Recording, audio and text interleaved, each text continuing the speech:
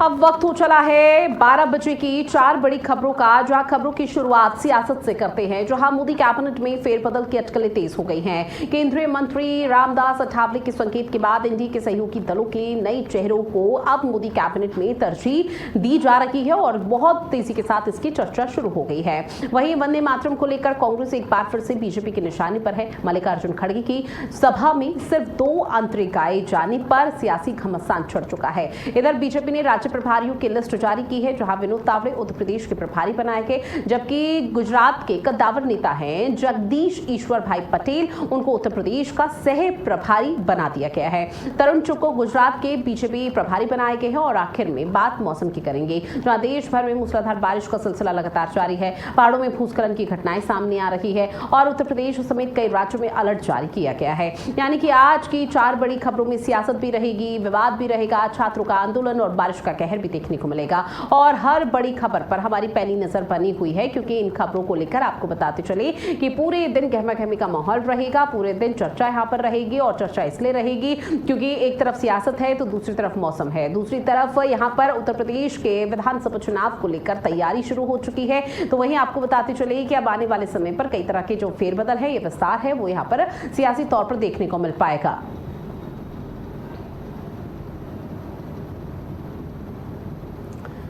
इस बीच शुरुआत करते हैं एक बड़ी खबर के साथ, जहां मोदी कैबिनेट विस्तार की अटकलें तेज हो गई है। केंद्रीय मंत्री रामदास अठावले ने बड़े संकेत दिए हैं कि जल्द हो सकता है मोदी कैबिनेट में फेरबदल।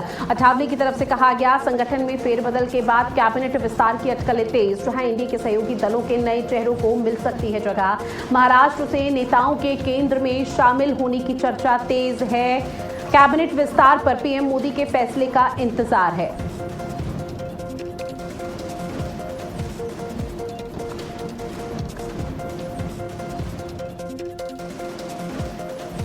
नए चेहरों को जगह मिल सकती है। महाराष्ट्र से नेताओं के केंद्र में शामिल होने की चर्चा तेज हो चुकी है। सबसे ज्यादा जो नाम है वो है रामदास अठावले का, क्योंकि आपको बता दें कि कैबिनेट विस्तार अगर होता है तो उस दौरान प्रधानमंत्री नरेंद्र मोदी के कैबिनेट में तरजीह दी जा सकती है, एक बहुत बड़ी जिम्मेदारी सौंपी जा सकती है। मोदी कैबिनेट विस्तार की अटकलें तेज हो चुकी है और इसको लेकर लगातार केंद्रीय मंत्री रामदास अठावले का नाम सामने आ रहा है, जहां उनकी तरफ से संकेत दिए गए हैं मोदी कैबिनेट विस्तार को लेकर। और सीधे तौर पर यह कहा गया है कि आने वाले समय पर अगर बदलाव होता है तो शायद उनको बहुत बड़ी जिम्मेदारी दी जा सकती है, या फिर किसी तरह से कोई असमंजस की स्थिति, क्योंकि ऐसे में कई नाम सामने आए जहां पर युवाओं को, महिलाओं को साधा जा सकता है। और इसके साथ ही अगर फेरबदल होता है तो निश्चित तौर पर आने वाले समय पर एक बेहतर रिजल्ट देखने को मिल पाए। और साथ ही आपको बताते चले कि उत्तर प्रदेश, उत्तराखंड, पंजाब, अलग अलग राज्यों में विधानसभा चुनाव होने हैं, तो निश्चित तौर पर इस कैबिनेट विस्तार को लेकर जो पूरे देश भर की नजरें टिकी हुई है, सियासी तौर पर किस तरह से परिवर्तन होता है, क्या कुछ फेरबदल होता है, उस पर निगाहें कुछ इस वजह से भी कि इन राज्यों के वोट बैंक भी यहां पर मजबूत किए जा सके और समीकरण जाति तौर पर बनाए जा सके, उसको लेकर भी किसी तरह से अब इन तमाम राज्य जहां जहां चुनाव होने हैं वहां के कुछ दिग्गजों को भी सीधे तौर पर मोदी कैबिनेट में तरजीह दी जा सकती है। लेकिन कुछ चेहरे ऐसे हैं जिसको लेकर लगातार अटकलें लगाई जा रही है कि उनको सीधा बाहर का रास्ता दिखाया जा सकता है, और जब बाहर का रास्ता दिखाया जाएगा तो किस तरह की स्थिति यहाँ पर पशुपेक्ष की रहेगी, फिलहाल उस पर निगाहें टिकी हुई हैं। तो ये बड़ी खबर लगातार आप तक साझा कर रहे हैं, जहां आपको बता दें कि इस पूरे मामले को लेकर लगातार कैबिनेट विस्तार की जो अटकलें यहाँ पर तेज हुई है, जहां पर बहुत बड़ा संकेत दिया गया है रामदास अठावले को लेकर कि बहुत जल्दी कैबिनेट में, मोदी कैबिनेट में उनको जगह मिल सकती है। तो रामदास अठावले बहुत जल्दी बहुत बड़ी जिम्मेदारी यहां पर निभा सकते हैं। और ऐसे में कैबिनेट विस्तार को लेकर लंबे समय से अटकलें यहां पर लगाई जा रही थी। स्नेह कमल मेरे सहयोगी हमारे साथ फोन लाइन पर जुड़े हुए हैं। स्नेह कमल, केंद्रीय मंत्री रामदास अठावले ने कई बड़े संकेत दिए हैं, अब कैबिनेट विस्तार को लेकर क्या कुछ जो असमंजस की स्थिति है वो कैसे क्लियर हो रही है?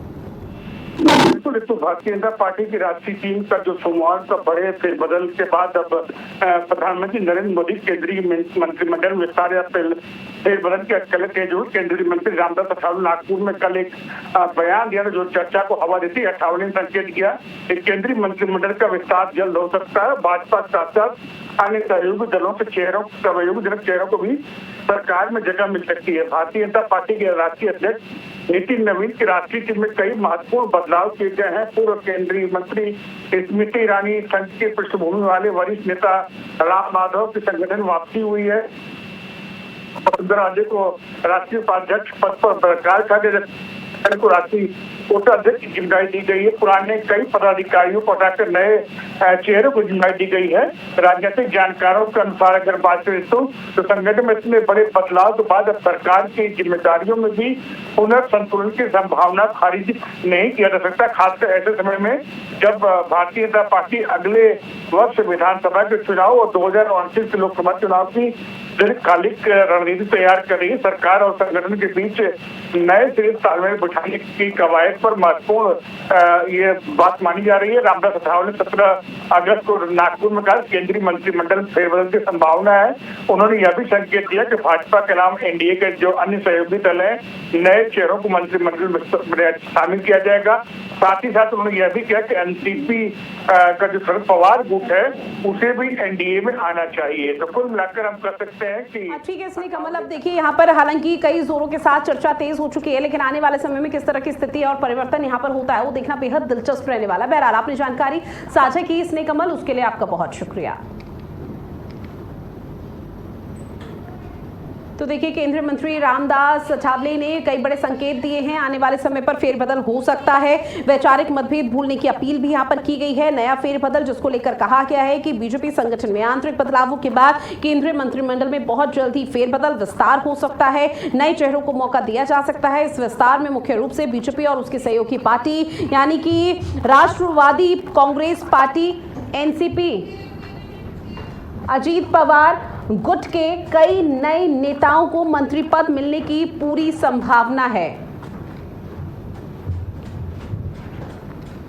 और ऐसे में अभी आने वाले समय पे और भी शायद जो फेरबदल की स्थिति है वो देखने को मिल सकती है, जिसमें मुख्य वजह सबसे ज्यादा ये मानी जा रही है कि अब चूंकि संगठन में विस्तार हो चुका है लेकिन अब सत्ता की बारी है। सत्ता में क्या कुछ बदलाव होगा, कैसे फेरबदल किया जाएगा, क्या क्राइटेरिया रहने वाला है, और उसको लेकर भी कहा जा रहा है कि बहुत जल्दी होता हुआ नजर आएगा। या तो यहाँ पर अगस्त के महीने की शुरुआत में हो या सितंबर महीने की शुरुआत में हो जाएगा, या फिर अगस्त के एंड में। यहाँ पर हर हाल में जो मोदी कैबिनेट का विस्तार है वो यहां पर हो जाएगा, क्योंकि अभी तक जब ये सवाल पूछा जाता तो उसको लेकर चुप्पी ये तमाम दिग्गज नेता साथ थे और कहा था जब होगा तब आप सभी को पता चल जाएगा। लेकिन अब यहां पर रामदास अठावले की तरफ से खुद संकेत दे दिए गए हैं।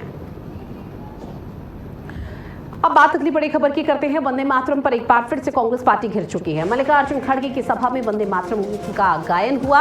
इस दौरान कार्यक्रम में पहले 2 अंतरे ही गाए गए। बीजेपी ने फिर सीधा कांग्रेस पर निशाना साध दिया। वंदे मातरम के अपमान का गंभीर आरोप यहां पर लगा है, क्योंकि आपको बता दें कि इससे पहले 15 अगस्त को भी जब वंदे मातरम का गायन यहां पर कांग्रेस के मुख्यालय में हो रहा था तो उस दौरान सोनिया गांधी की तरफ से रोक दिया जाता है कि ये हमारी यहां पर कांग्रेस पार्टी की विचारधारा नहीं है। जिसके बाद जैसे ही इस गायन को रोका गया तो मल्लिकार्जुन खड़गे से वो बात करती है, फिर राहुल गांधी यहाँ पर आते हैं और ऐसे में वंदे मातरम का गायन को बीच में ही रोक दिया जाता है। लेकिन इस बीच अब आपको बता दें कि वंदे मातरम के इस गायन पर एक बार फिर से कांग्रेस पार्टी की मुश्किलें खड़ी हो रही हैं, जहां पर वो घिर चुकी हैं। मल्लिकार्जुन खड़गे की सभा हो रही थी जहां पर वंदे मातरम का गायन महज 2 अंतरा यहां पर शुरुआत के गाए गए और उसके बाद वंदे मातरम को वहीं बीच में रोक दिया गया। अब ऐसे में लगातार लोगों की तरफ से ये कहा जा रहा है कि वंदे मातरम का अपमान कांग्रेस पार्टी ने किया है। आप भले ही मत गाइए, वो आपका स्वैच्छिक और व्यक्तिगत यहां पर विचार है, अगर आपको नहीं गाना है, लेकिन अब वंदे मातरम का अपमान नहीं होना चाहिए। वंदे मातरम का अपमान करने का अधिकार किसी का नहीं है। और ऐसे में वंदे मातरम का जो अपमान कांग्रेस पार्टी लगातार कर रही है उसकी वजह से लगातार कांग्रेस पार्टी की मुश्किलें यहां पर बढ़ रही है और उसकी छवि, उसकी इमेज, उस पार्टी की छवि पर भी सवाल उठाए जा रहे हैं कि आखिर कांग्रेस पार्टी को सिर्फ एक वोट बैंक को साधना है, तो इस वजह से कांग्रेस पार्टी को दिक्कत हो रही है। अब ग्राफिक्स के माध्यम से आप समझिए जहां वंदे मातरम का अपमान किस तरह से किया गया है, और 15 अगस्त के मौके पर भी उस तरह की तस्वीरें सामने आई थी, जहां आपको बता दें दिल्ली में कांग्रेस मुख्यालय में गायन के दौरान सोनिया गांधी, मल्लिकार्जुन खड़गे इशारा करते हुए 17 अगस्त को भी तस्वीर सामने आई थी, जहां गोवा में कांग्रेस के कार्यक्रम में मल्लिकार्जुन खड़गे ने 6 स्टैंजा यानी कि 6 पैरा जो थे उसकी जगह सिर्फ 2 स्टैंजा शुरुआती अंतरा ही गाया।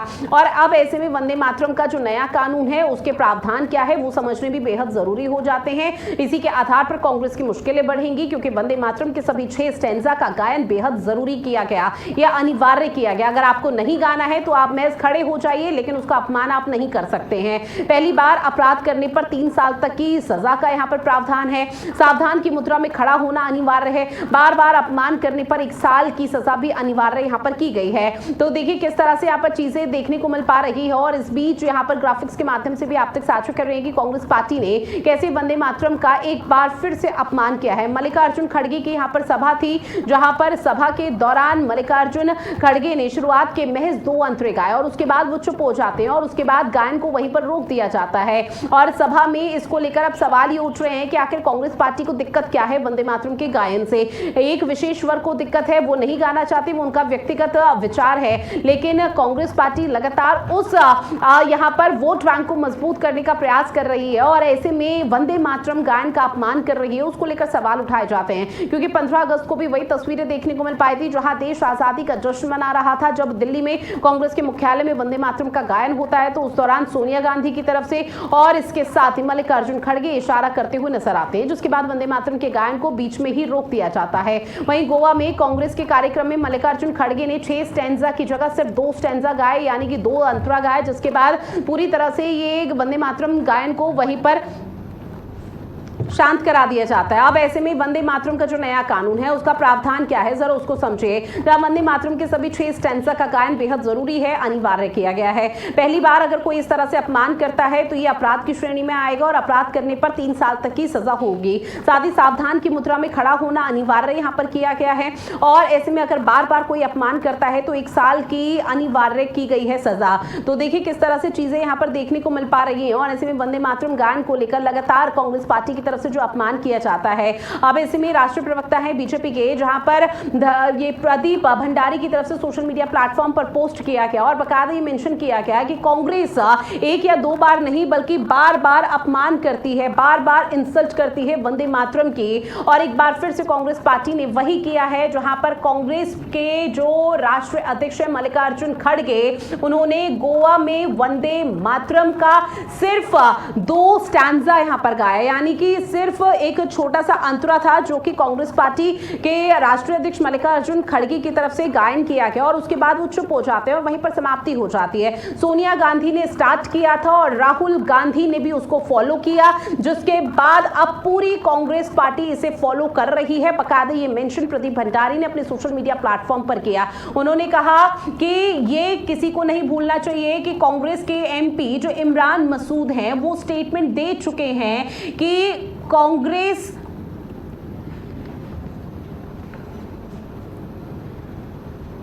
कभी भी इस तरह से नहीं करती है, जहां कांग्रेस की जो यहां पर गवर्न है दिमागी नक्सल इंटेलेक्चुअल इकोसिस्टम पर भी सवाल यहां पर उठाए गए हैं। तो सीधे तौर पर कांग्रेस पार्टी की जो मुश्किलें हैं वंदे मातरम के गायन की वजह से किस कदर बढ़ रही हैं, वो इस पूरे सिनेरियो के हिसाब से समझा जा सकता है, जहां कांग्रेस पार्टी ने 1 बार नहीं 2 बार नहीं बल्कि कई दफा अपमान किया है। और जो नया कानून है वो सीधे तौर पर कहता है कि अगर वंदे मातरम का कोई अपमान करता है तो उसको सीधा अब 3 साल की सजा होगी और अगर बार बार कोई अपमान करने का प्रयास करता है तो उसको फिर आगे उस लिहाज से कार्रवाई का सिलसिला आगे बढ़ेगा।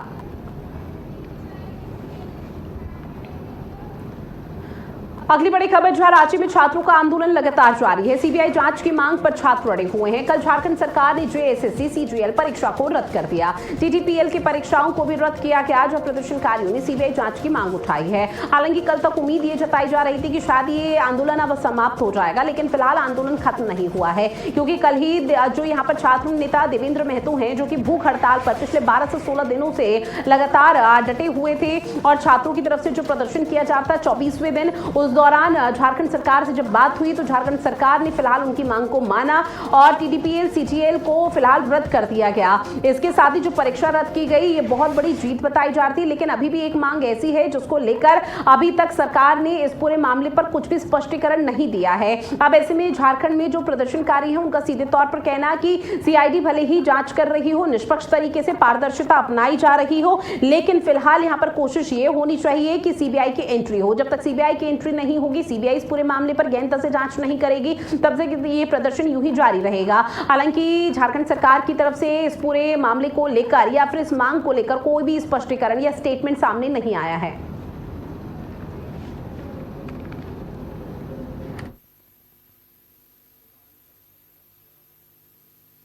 और देखिए 4 तस्वीरें जहां हेमंत सोरेन की तरफ से बड़ा ऐलान किया गया। छात्रों के जश्न की तस्वीरें भी सामने आ रही है, जहां देवेंद्र महतो का अनशन फिलहाल खत्म हो चुका है और देवेंद्र महतो का लगातार बीपी, शुगर सब कुछ डाउन होता हुआ नजर आ रहा था। उनकी तबियत लगातार खराब हो रही थी। छात्रों का जो दूसरा गुट है वो अब यहाँ पर अड़ा हुआ है। हालांकि कुछ छात्रों का गुट यहाँ पर एक गुट तो समाप्त कर चुका है लगभग इस आंदोलन को, और ऐसे में छात्र नेता देवेंद्र महतो की तरफ से कल कहा भी गया था कि ये अनशन फिलहाल खत्म हो चुका है, भूख हड़ताल खत्म हो चुकी है, लेकिन आंदोलन अभी जारी रहेगा। उनकी लड़ाई सरकार से है और ये लड़ाई आगे जारी रहेगी। और इसके साथ ही अब सीबीआई जांच की बात यहां पर कही जा रही है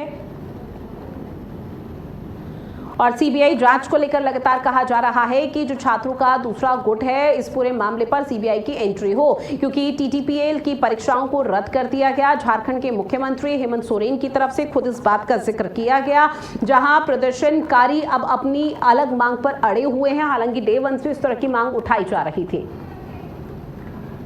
और इसमें सीबीआई जांच की मांग पर किस तरह से छात्र अड़े हुए हैं वो लगातार इन तस्वीरों के माध्यम से समझा रहे हैं। किस तरह से ये 4 तस्वीर आपकी टीवी स्क्रीन पर झारखंड के मुखिया हेमंत सोरेन जब कल प्रदर्शनकारियों की यहां पर बातचीत हुई थी तो उन्होंने ऐलान किया कि टीडीपीएल सीजीएल की जो परीक्षा है उसको फिलहाल रद्द कर दिया गया है। यानी कि झारखंड की सरकार झुक गई थी कल छात्रों के सामने, जिसके बाद उम्मीद ये जताई जा रही थी कि शायद ये प्रदर्शन अब समाप्त हो जाएगा, क्योंकि बाकी मांगों को भी विस्तार पूर्वक यहाँ पर समझ लिया जाएगा, उनको सुना जाएगा। लेकिन ये आंदोलन समाप्त नहीं हुआ। छात्र नेता देवेंद्र महतो जो कि पिछले 12 से 16 दिनों से लगातार भूख हड़ताल पर थे, अनशन पर थे, उन्होंने अपने अनशन को समाप्त कर दिया और उसके बाद उन्होंने खुद से ऐलान किया कि यह आंदोलन अभी खत्म नहीं हुआ है, यह आंदोलन अभी लगातार जारी रहेगा, क्योंकि छात्रों की जो मुख्य मांग है वो अभी पूरी नहीं हुई है। उसमें महज एक मांग अब ये बची हुई है कि किसी तरह से सीआईडी जो लगातार इस पूरे मामले पर जांच कर रही है उसमें सीबीआई की एंट्री होनी चाहिए, जबकि सरकार की तरफ से कुछ भी स्पष्टीकरण या कोई खास स्टेटमेंट इस पूरे मसले पर, इस पूरी मांग पर सामने नहीं आया। अब ऐसे में जो छात्रों का दूसरा गुट है वो लगातार प्रदर्शन कर रहा है और छात्रों के दूसरे गुट का सीधे तौर पर कहना कि इस पूरे मामले पर अब सीबीआई की एंट्री होनी चाहिए। जब तक सीबीआई इस पूरे मामले पर जांच नहीं करती है तब तक दूध का दूध पानी का पानी नहीं होगा। जो यहाँ पर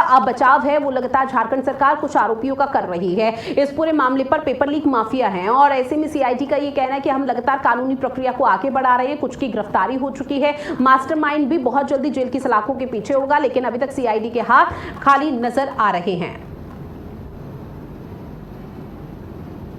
इस बीच अगली बड़ी खबर, जहां पेपर लीक मामलों पर सुप्रीम कोर्ट अब सख्त हो चुका है। सुप्रीम कोर्ट का केंद्र और राज्य सरकारों को नोटिस जारी कर दिया गया है। तो बड़ी खबर, जहां पेपर लीक मामले को लेकर सुप्रीम कोर्ट अब पूरी तरह से सख्त हो चुका है और ऐसे में केंद्र और राज्य सरकार को नोटिस जारी किया गया है। तो बड़ी खबर आपकी टीवी स्क्रीन के माध्यम से समझा रहे हैं, जहां पेपर लीक मामले को लेकर सुप्रीम कोर्ट अब पूरी तरह से सख्त है, जहां केंद्र और राज्य सरकार को नोटिस जारी कर दिया गया है, क्योंकि देश के भविष्य, छात्रों के भविष्य, उनके पूरे करियर की बात है। और ऐसे में सुप्रीम कोर्ट का सीधे तौर पर कहना है कि किसी भी तरह से बर्दाश्त नहीं किया जाएगा। जहां देश में लगातार हो रहे पेपर लीक मामलों पर बेहद सख्त रुख इस वक्त सुप्रीम कोर्ट की तरफ से अपनाया गया। और चलिए बुलेटिन में इतना ही। आप बने रहिएगा भारत अपडेट के साथ। नमस्कार।